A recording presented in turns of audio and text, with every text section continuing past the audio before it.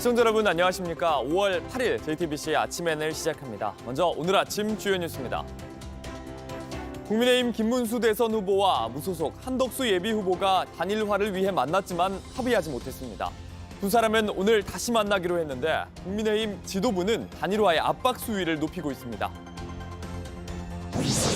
이재명 더불어민주당 대선 후보의 공직선거법 파기환송심에 이어서 대장동 재판도 대선 이후로 연기됐습니다. 재판부는 균등한 선거운동의 기회를 보장하고 재판의 공정성 논란을 없애기 위해서라고 밝혔습니다.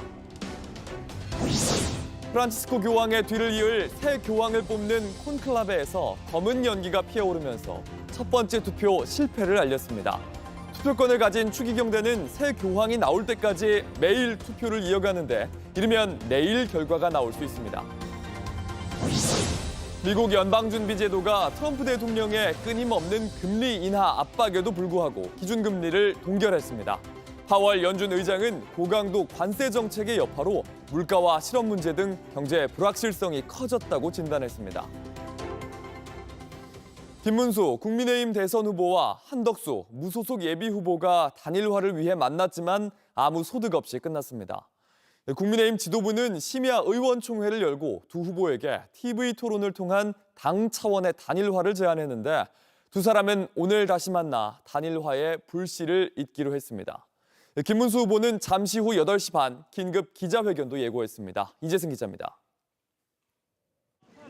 김문수 국민의힘 후보와 한덕수 무소속 예비 후보가 서울 종로의 한 식당에서 만났습니다. 화기애애하게 손을 맞잡고 대화를 시작한 단일화 논의는 75분 만에 빈손으로 끝났습니다. 먼저 회동을 마치고 나온 한 후보는 별다른 언급 없이 현장을 떠났습니다. 특별하게 합의된 사안은 없습니다. 당에서 단일화에 대해서 입장을 정해달라. 그렇게 입장이 정해지게 되면은 그 입장에 응할 것이고. 뒤이어 나온 김 후보 역시 의미 있는 진척이 없었다고 밝혔습니다. 본인은 당이 하자는 대로 하겠다. 이 말씀을 확보하고도 반복적으로 계속 하셔서 의미 있는 그런 진척이 없었습니다. 국민의힘 지도부는 곧바로 심야 의원총회를 열고 단일화 로드맵을 진행하기로 했습니다. 단일화에 대한 우리 당원들의 총의는 충분히 확인이 된 것이고 그 로드맵에 따라서 어쨌든 내일 원래 예정했던 TV 토론과 그 이후에 양자 여론조사 거기까지 저희가 후보들에게 제안을 할 겁니다. 국민의힘은 오늘 오후 6시 두 후보 간 TV 토론을 하고 여론조사를 하는 방안을 후보들에게 제안했습니다. 그러나 김 후보 측은 토론과 여론조사는 사실상 후보 교체 수순이라고 반발했고 당 지도부는 제안을 수용하라며 압박에 나섰습니다. 존경하는 국민 여러분 그리고 당원 동지 여러분, 저는 오늘부터 단식에 돌입합니다. 더는 물러설 수 없다는 절박함 때문입니다.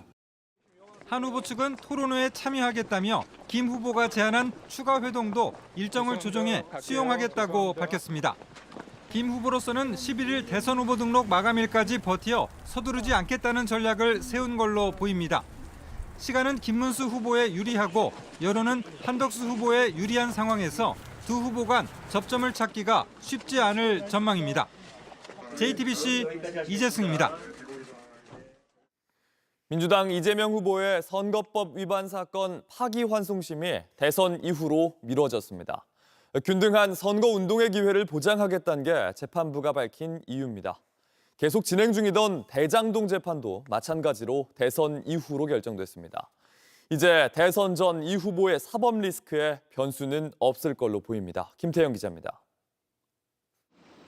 서울고법 형사 7부는 이달 15일 예정된 이재명 민주당 대선 후보의 파기환송심 첫 공판을 대선 이후인 6월 18일로 연기한다고 발표했습니다. 이재명 후보 측이 법원에 기일 변경 신청서를 제출했다고 알려진 지 1시간여 만에 전격적으로 나온 결정이었습니다. 이 후보 측은 재판 연기 근거로 선거운동의 균등한 기회를 보장한 헌법 제116조와 선거운동 기간 중 체포 및 구속을 금지한 공직선거법 제11조를 제시했습니다. 재판부가 밝힌 이유 역시 균등한 선거운동의 기회를 보장하고 재판의 공정성 논란을 없애기 위한 것이었습니다.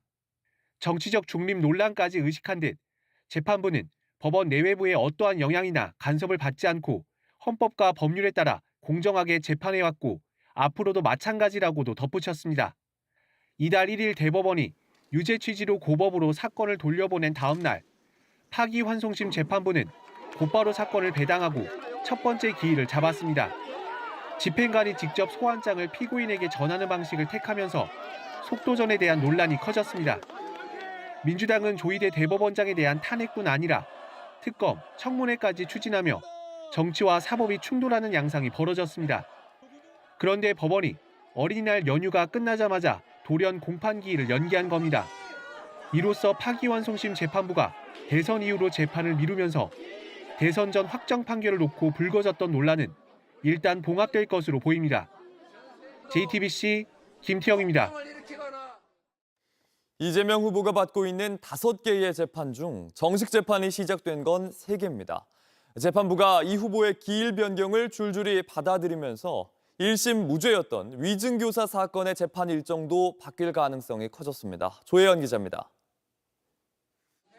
이재명 민주당 대선 후보는 서울고등법원과 중앙지법 그리고 수원지법에서 재판을 받아왔습니다. 공직선거법 위반 사건부터 위증교사 의혹, 대장동, 대북송금 사건 등 총 5개 재판부에서 진행되고 있습니다. 이 중 대장동 배임 혐의 재판은 오는 13일과 27일 2차례 재판이 열릴 예정이었습니다. 이 후보 변호인은 선거법 파기환송심 재판부에 기일 변경 신청을 하며 대장동 등 다른 재판부에도 같은 신청을 했습니다. 대장동 재판의 경우 지난달 29일 공판기일에서 검찰과 조율해 대선 전 2번의 기일을 정했는데 다시 대선 뒤로 미뤄달라 요청한 겁니다. 재판부는 기일 변경 신청서 접수 당일 이 후보의 재판을 대선 3주 뒤인 6월 24일로 변경하겠다고 공지했습니다. 선거운동 기간 예정됐던 2번의 재판 일정을 모두 대선 뒤로 미룬 겁니다. 대장동 재판에선 이 후보와 완전히 다른 주장을 하고 있는 유동규 전 성남도시개발공사 본부장에 대한 증인 신문이 이뤄질 예정이었습니다. 지난달 29일 대장동 재판부는 당초 대선 이후 진행 방향은 오는 13일 재판에서 밝히겠다고 예고했지만 선거법 파기환송심 재판부가 재판 기일을 연기한 오후 곧바로 같은 취지의 결정을 한 겁니다. 이 후보 측은 위증교사 사건 항소심 재판부에도 기일 변경 신청서를 제출했는데 1심에서 무죄가 선고됐던 위증교사 사건은 선거 기간인 이달 27일 첫 공판 기일이 예정돼 있었습니다. 다른 사건의 재판부가 잇따라 기일 연기를 결정하면서 위증교사 사건도 기일이 변동될 가능성이 커졌습니다. JTBC 조혜연입니다. 이 후보는 재판 연기에 대해 합당한 결정이라며 환영했습니다. 하지만 별개로 민주당은 대통령에 당선되면 형사재판을 멈추는 법안을 추진 중인데 국민의힘은 차라리 이재명 유죄 금지법을 만들라며 강하게 반발하고 있습니다. 여도현 기자입니다. 전주에서 유세를 이어가던 이 후보는 선거법 파기환송심 첫 재판이 대선 이후로 미뤄졌다는 소식에 기쁨을 드러냈습니다. 합당한 결정이라며 반겼습니다. 국민들의 주권 행사에 방해가 되지 않도록 하는 것이 매우 중요합니다. 법원이 이 헌법 정신에 따라서 당연히 해야 될 합당한 결정을 했다고 생각합니다. 민주당은 이번 결정과 별개로 여전히 대법원을 향한 공세에 고삐를 조이고 있습니다. 조희대 대법원장에 대한 탄핵안은 속도를 조절하겠지만 대법원 선고에 대한 고발과 특검은 예정대로 진행한다는 입장입니다. 오는 14일 대법원장과 대법관들을 상대로 한 청문회 계획서도 통과시켰습니다. 민주당은 또 후보가 대통령에 당선되면 형사재판을 받지 않도록 하는 법안도 추진하고 있습니다. 국민의힘은 다수 의석을 이용한 권력 폭주라며 반발하고 있습니다. 신동욱 수석 대변인은 논평을 통해 정의의 전당이어야 할 사법부가 민주당의 겁박에 중심을 잃은 것 아닌지 의구심을 감추기 어렵다고 했고 김문수 국민의힘 대선 후보 측도 민주당의 노골적인 정치 압력이 작동했다며 사법부까지 장악한 권력 독점 카르텔이라고 꼬집었습니다. 권성동 원내대표는 국회가 면죄부 발급소로 전락했다고 비판했습니다. 어떻게 범죄를 저질러서 대법원까지 유죄로 판단한 사건에 대해서 그 죄를 없애기 위해서 그 범죄를 처벌하는 규정을 없애겠다고 하는 것입니까? 한동훈 전 국민의힘 경선 후보도 국민을 우습게 보는 명백히 위헌적인 법률이라고 지적했습니다. JTBC 여도현입니다. 온라인에서 화제가 된 뉴스, 화제가 될 뉴스를 골라 전해드립니다. 아침엔 소셜픽입니다. 한화 이글스가 날아올랐습니다. 삼성을 꺾고 20년 만에 9연승을 거뒀습니다. 연속 안타를 내주면서 흔들리는 듯했지만 한화의 위기는 2회 말까지였습니다. 6이닝까지 문동주는 마운드 위에서 더는 한 점도 내주지 않았습니다. 그리고 7회 말 반격이 시작됐습니다. 2사 만루에서 심우준의 2루타, 이원석의 홈런까지 이어지면서 한화는 무려 8점 차로 점수를 벌렸습니다. 결과는 한화의 10대 6 승리, 7,267일 만에 9연승이었습니다. 삼성과의 3연전을 싹쓸이 이긴 것도 2016년 이후 9년 만입니다. 한 달 전만 해도 최하위였는데 이제 리그 순위의 단독 1위입니다. 1999년 한국 시리즈 당시 한화는 10연승을 거둔 뒤 구단 역사상 처음이자 마지막 우승을 했는데요. 20세기 마지막 챔피언의 타이틀 올해 새로 쓰는 건 아닌지 독수리의 연승 행진에 팬들의 함성이 이어지고 있습니다. 배우 톰 크루즈가 영화 홍보차 한국을 찾았습니다. 한국을 찾은 게 벌써 12번째입니다. Hello, Korea. I am so excited to share that I'll be returning to Seoul with the cast of Mission Impossible. 어제 톰 크루즈 전용기를 타고 김포공항으로 입국했습니다. 20여 분 동안 공항에 모여든 팬들에게 사인도 해주고 함께 사진도 찍었습니다. 지난 2022년 탑건 매버릭으로 내한할 당시 톰 크루즈 이렇게 약속했었는데요. I'm so happy to see everyone. I've missed you all. And I can't wait, as I said earlier, we were talking, I'm going to come back next summer and the next summer. 그 다음 해 미션 임파서블 시리즈로 내한하면서 약속을 지켰고요. 미션 임파서블 시리즈의 마지막 영화를 개봉하면서 또다시 한국을 찾게 됐습니다. Everything you are, everything you've done has come to this. I need you to trust me. One last time. 1994년 뱀파이어와의 인터뷰를 시작으로 어느 할리우드 배우보다 한국을 많이 찾은 톰 크루즈. 오늘부터 레드카펫 행사로 국내 팬들과 만날 예정입니다. 2021년 총격 사건으로 숨진 피해자가 미국 애리조나의 법원에 나타났습니다.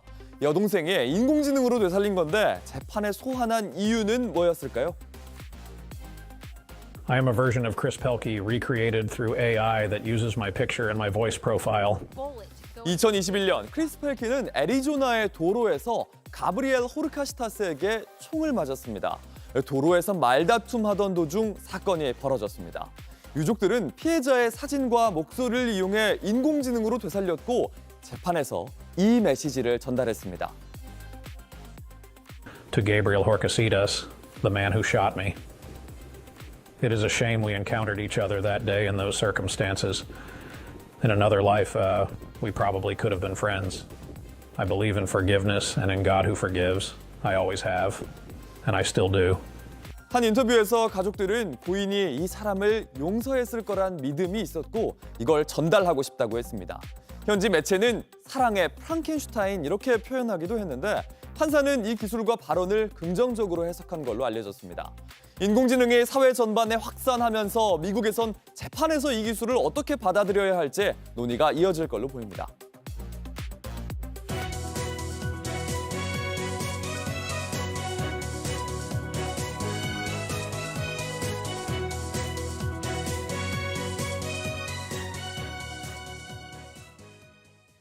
프란치스코 교황의 뒤를 이을 새 교황을 뽑는 콘클라베가 시작됐습니다.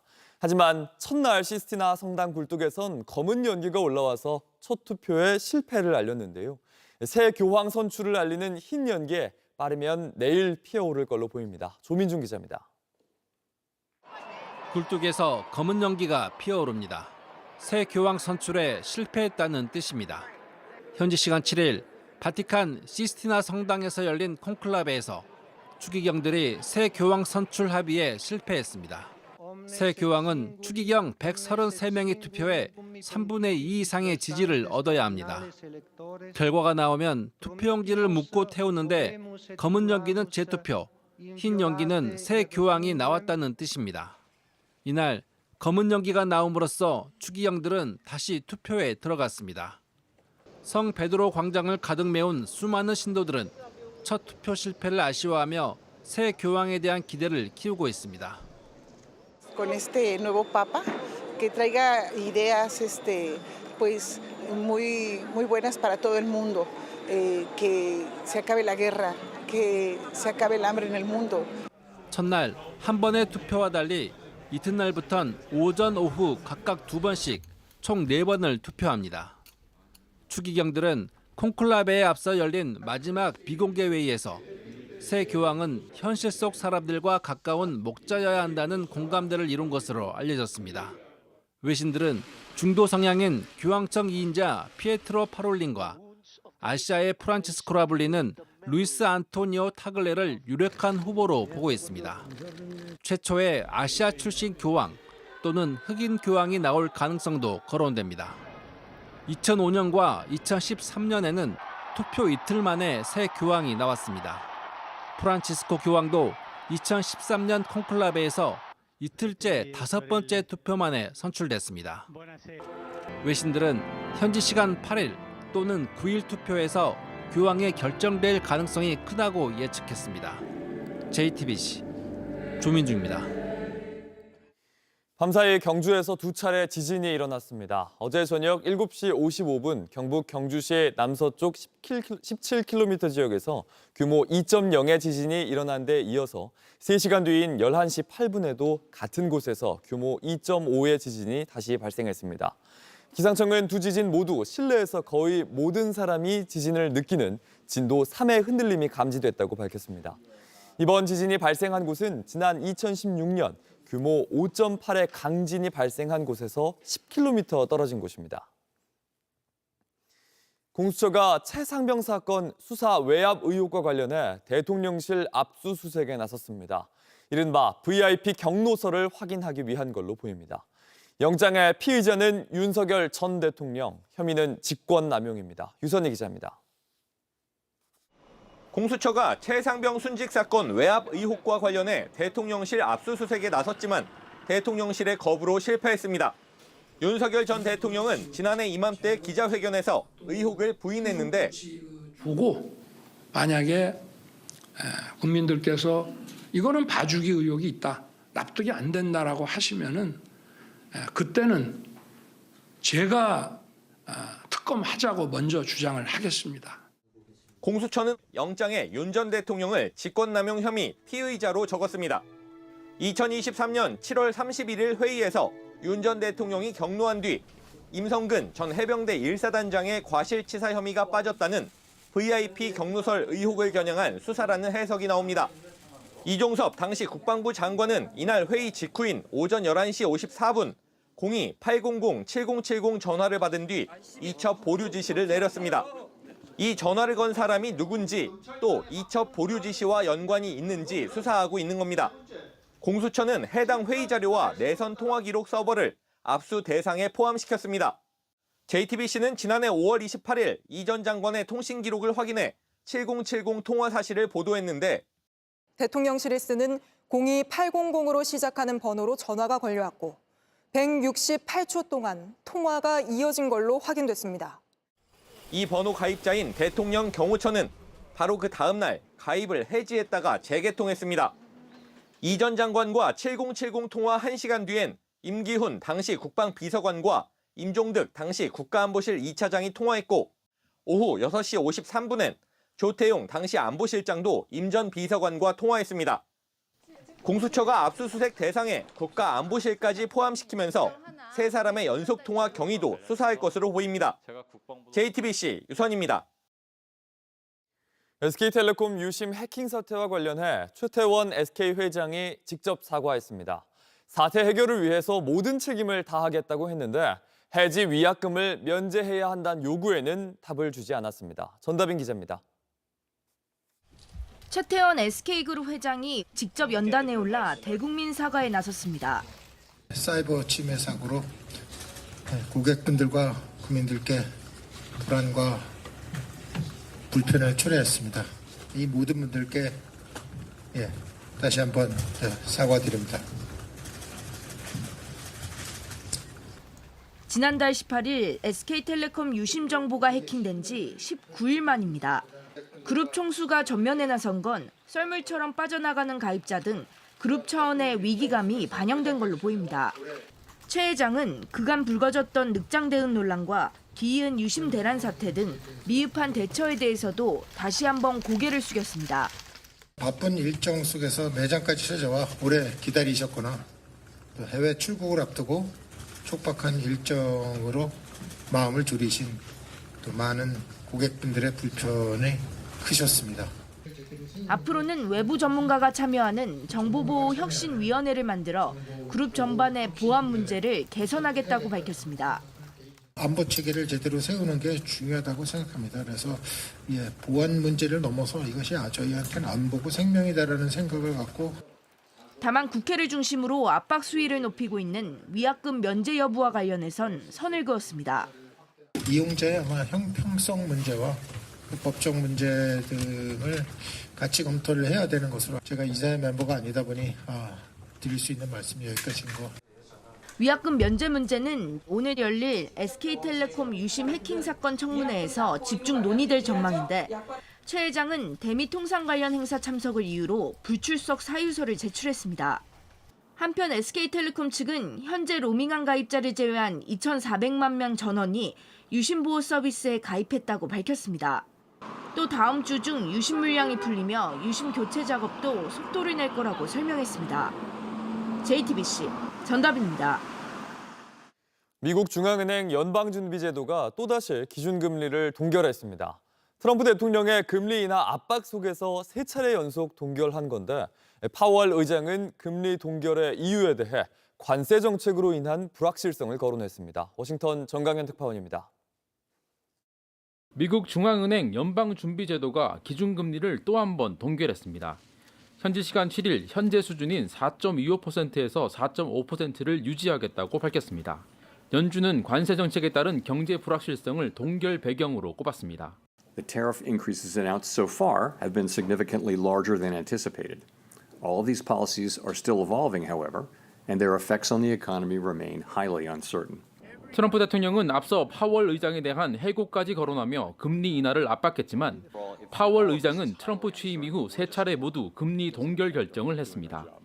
And how does President Trump calling on you personally as well as the Federal Reserve to make rate cuts affect your decision today and affect your job difficulty? Doesn't affect our doing our job at all. 연준이 사실상 관세 정책의 위험성을 경고하고 나섰지만 트럼프는 관세 관련 입장을 여러 번 뒤집으면서 경제 불확실성을 더 키우고 있습니다. 상호관세 유예 발표 이후 한 달 가까이 단 한 건의 합의도 이루어지지 않았습니다. 이런 가운데 미국과 중국은 오는 10일 스위스에서 첫 고위급 관세 협상을 시작합니다. 미국 베센트 재무장관과 중국 경제 실세 허리펑 부총리가 마주 앉습니다. 중국은 미국의 끈질긴 요청에 응한 거란 입장이지만 미국 역시 진전된 건 없다고 받아치면서 신경전이 고조되고 있습니다. Are those negotiations considered advanced? As I said, on Saturday we will begin, which I believe is the opposite of advanced. 워싱턴에서 JTBC 정강현입니다. 날씨입니다. 오늘도 전국이 맑고 낮 기온이 크게 올라 일교차가 크겠습니다. 낮 최고 기온은 서울과 대전이 25도, 대구 24도 등으로 어제보다 2도에서 5도가량 높겠습니다. 특히 한낮엔 강한 햇볕으로 자외선이 강하고 오존 농도도 크게 오르는 만큼 주의가 필요합니다. 내일은 다시 전국에 비가 내리면서 고온 현상 누그러지겠습니다. JTBC 아침엔을 마칩니다. 내일도 7시 반에 아침을 열겠습니다. 시청해주셔서 감사합니다.